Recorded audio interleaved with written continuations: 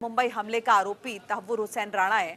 26/11 का मास्टरमाइंड इसे कहा जाता है। 26/11 मास्टरमाइंड डेविड कोलमैन हेडली की मदद इसने की थी, तमाम रेकी इसने की थी और जगहों कहां पे किन किन जगहों को निशाना बनाना उसकी सूचना दी थी। डेविड हेडली ने मुंबई में ठिकानों की रेकी की थी। 2009 में FBI ने शिकागो से गिरफ्तार किया था। राणा पर आतंकवादी संगठन को मदद करने का आरोप है। अमेरिकी कोर्ट ने तहव्वुर राणा की याचिका को खारिज किया।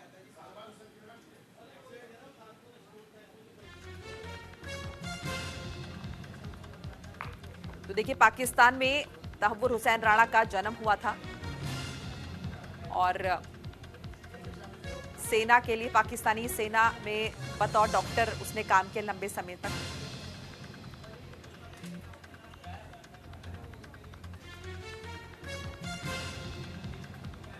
और इसी पर बातचीत के लिए हमारे साथ एक खास मेहमान जुड़ रहे हैं। हमारे साथ सौरभ झा साहब जुड़ रहे हैं, जो कि दिल्ली डिफेंस रिव्यू के डायरेक्टर हैं। बहुत बहुत स्वागत है आपका सौरभ जी।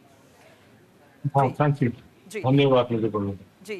और बड़ी कामयाबी के तौर पर हम देख सकते हैं जिस तरह से तहव्वुर हुसैन राणा को प्रत्यर्पित करके अब भारत लाने की बात कही जा रही है, या फिर यूं कहे कि रास्ता पूरी तरह साफ है।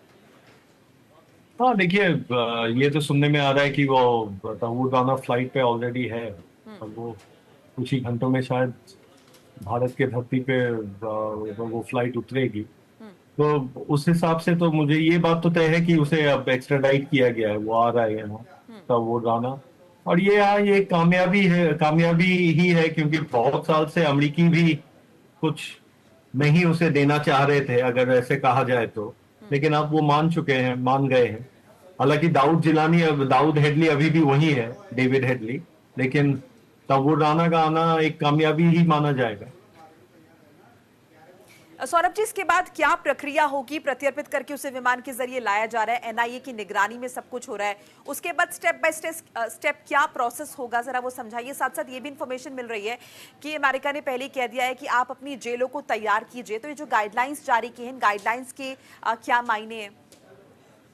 देखिए, इन गाइडलाइंस को ऑब्वियसली ये जाहिर है कि ये गाइडलाइंस को माना जाएगा, क्योंकि अमेरिका में अमेरिका एक पाश्चात्य देश होने के तहत ये उनका एक रवैया ही रहता है कि हमारे देश में जेलों की क्या स्थिति है, क्या अवस्था है, क्या वो सुरक्षित रहेगा यहाँ की नहीं, इत्यादि इत्यादि। तो वो सब का तो पूरा ही प्रबंध किया होगा, इंतजाम किया जाएगा। और NIA, ऑब्वियसली NIA हमारे देश की एक बहुत ही जिसे कहते हैं प्रोफेशनल एक एजेंसी है, जिसके पास अरेस्टिंग पावर्स है, एक इंटेलिजेंस एजेंसी है विद अरेस्टिंग पावर्स। और वो जाहिर तौर पे वो ठीक से प्रोसीजर्स फॉलो करेगी, क्योंकि एक बात मैं दर्शकों को बताना चाहूंगा कि जी NIA अमेरिका के फेडरल ब्यूरो ऑफ इन्वेस्टिगेशन के साथ भी काफी लिएज करती है। काफी उनका एक साथ काम रहता है, जॉइंट ट्रेनिंग भी हुआ है, ये सब पीछे हुआ है। तो जो वर्ल्ड लेवल, विश्व स्तर के जो प्रोसीजर्स होते हैं ये सब मामलों में, आज के तारीख में जो प्रोसीजर्स अपनाए जाते हैं, ये सब से NIA अच्छी तरह से परिचित है। तो वो सारे यहाँ पे लागू होंगे। ऑब्वियसली उसे कस्टडी में लिया जाएगा, यहाँ पे उसका डीब्रीफ होगा, या एक पर्टिकुलर प्रणाली के तहत चीजें की जाएंगी। और फिर जो कस्टडी में रखने के का जो वातावरण होगा, वो भी एक तरह का होगा, जो मान लीजिए एक स्टैंडर्ड का होगा, जो भी किया जाएगा। मतलब यहाँ पे मेरे अनुसार शंका की कोई गुंजाइश नहीं है। सौरभ जी, इससे पहले कसाब के वक्त हमें याद था कि बहुत सारी बातें इस तरह की आई थी कि बहुत स्पेशल ट्रीटमेंट जो है कसाब को दिया जा रहा है, जेलों में बिरयानी खिलाई जा रही है।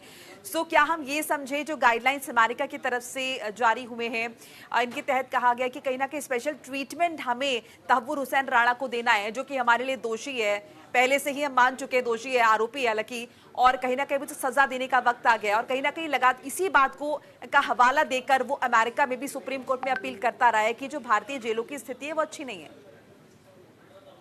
देखिए, यही तो मैं 2 मिनट पहले कह रहा था कि हाँ, यही पाश्चात्य देशों में ऐसे ही चीजें कही जाती है। जो डिफेंडेंट होते हैं कोर्ट्स में, क्रिमिनल केसेस में, आरोपी जिनका जिनका एक्स्ट्राडाइट होने की संभावना होती है, वो ऐसे ही चीजें कहते हैं। उनके जो लीगल काउंसिल है कि वहाँ जेलों की हालत बहुत खराब है, वहां पे रूल ऑफ लॉ ठीक से लागू नहीं होता इत्यादि। लेकिन ऐसा कुछ है नहीं, जैसे हमें पता है। राइट। और जैसे आपने कसब की बात की, लोग सोचते हैं कि इंटेरोगेशन का मतलब है थर्ड डिग्री देना, लेकिन थर्ड डिग्री मतलब फिल्मों से वो अपना, शायद वो उनको थोड़ा, उन्हें वो फिल्मों से ज्ञान आता है, लेकिन वैसा नहीं होता है। जो एक सफल सक्षम इंटेरोगेशन टेक्निक्स जो होते हैं, उनमें बहुत तरीके, बहुत चीजें अपनाई जाती हैं। और सबसे ज्यादा महत्वपूर्ण जो होता है, दो चीजें होती है जनरली। ये एक है कि आप जिसको इंटरोगेट किया जा रहा है उसको पहले एक ऐसे जगह ले जाए जहां पे वो थोड़ा, वो वो थोड़ा समन्वय में आए, और फिर उसे ऐसी ऐसा इंफॉर्मेशन दिया जाए जिससे वो विचलित हो जाए, ठीक है। ताकि ताकि तब वो गलती कर बैठेगा, तब वो बताएगा कि क्या है। ये नहीं कि कुछ और तरीके अपनाए जा रहे हैं, ये इत्यादि इत्यादि। तो यही है। तो कसब के साथ कसब के साथ जैसा बर्ताव किया गया था, ऑब्वियसली तवल्लुल राना के साथ भी वैसा ही बर्ताव किया जाएगा। फुल्ली जितने इंटरनेशनल रेगुलेशंस है सब फॉलोड होंगे, और जितने कन्वेंशन है उनका इम्प्लीमेंटेशन होगा। ये अमेरिका के कोर्ट से गाइडलाइन नहीं होने से भी होता, क्योंकि हमारे देश में भी ये चीजें ठीक से ही की जाती है, क्योंकि हमारे देश में भी रूल ऑफ लॉ है। हालांकि कुछ लोगों को लगता है नहीं है, लेकिन एक्चुअली है। बल्कि मुझे इसके उलट है तो सौरभ जी, ज्यादातर जो है इस तरह की बातें निकल कर आती हैं कि मानव अधिकार के का हवाला दे देकर आरोपियों को, या फिर यूं कहें कि इस तरह के दोषी जिनके अगर हम अपराधों का जिक्र करें तो जघन्य अपराध की श्रेणी में आते हैं, कि कई लोगों की जान आपकी वजह से गई है, बावजूद उसके मानवाधिकार के नाम पर आपको लंबा वक्त जेल में दिया जाता है, आपको अच्छा ट्रीट किया जाता है। इस तरह का रिव्यू ज्यादा मिलता है।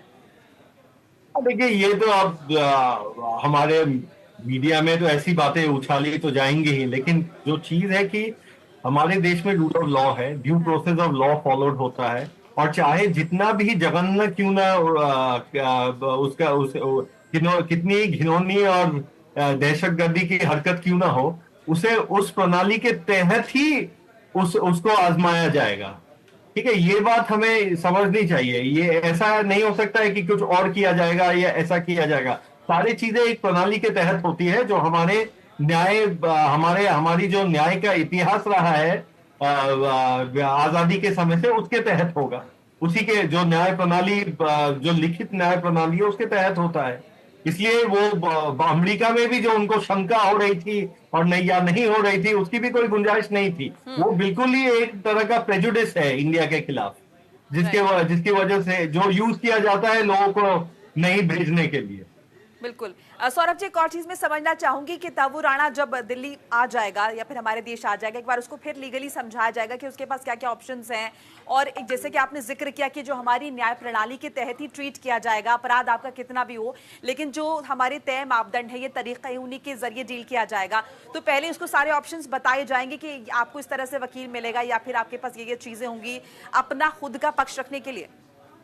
बिल्कुल बिल्कुल, क्योंकि हमारे देश में तो वो अमेरिका के जैसे सिस्टम नहीं है ना, जो उनके 9/11 के बाद जो सिस्टम हुआ था, कि वो इन लोगों को एनिमी कॉम्बैटेंट पकड़ेंगे और उन्हें बिना किसी ट्रायल या बिना किसी अटर्नी के ग्वांटानामो बे में रख देंगे। हम ऐसी चीजें कहाँ करते हैं यहाँ पे। यहाँ पे बहुत ही ह्यूमेन तरीके से चीजें की जाती है, चाहे वो जितना भी संगीन जुर्म क्यों ना हो। क्योंकि ये यही है, क्योंकि यहाँ पे न्याय प्रणाली के हिसाब से चीजें की जाती है। हालांकि कुछ लोग इससे खुश नहीं रहते हैं, लेकिन यही स्टैंडर्ड होना चाहिए। क्योंकि अगर आप ये सब से अगर हटना शुरू कर दें, तो वो कहीं भी जा सकता है मामला। कहीं हमेशा ये देखना पड़ता है कि जो दोषी है उसे दोष मिले, और जो निर्दोष है उसे बाइज्जत बरी कर दिया जाए।